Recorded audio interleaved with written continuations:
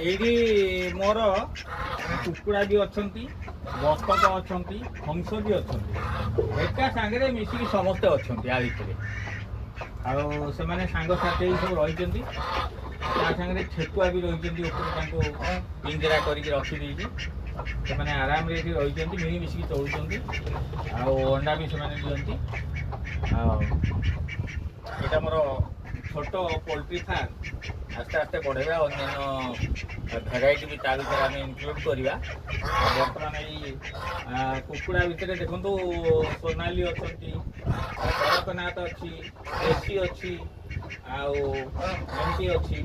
ଆଉ ହଂସ ଦୁଇଟି ତ ଦେଖୁଛନ୍ତି, ପୁରା ବଡ଼ ବଡ଼ ହଂସ, ଆଉ ବହୁତ ସୁନ୍ଦରିଆ ହଂସ। ଏମାନେ ବାଡ଼ିଘରେ ଘାସ ବି ଖାଉଛନ୍ତି, ବୁଲୁଛନ୍ତି, ଅନ୍ୟାନ୍ୟ ସବୁ ସଫାସୁତୁରା ରଖୁଛନ୍ତି।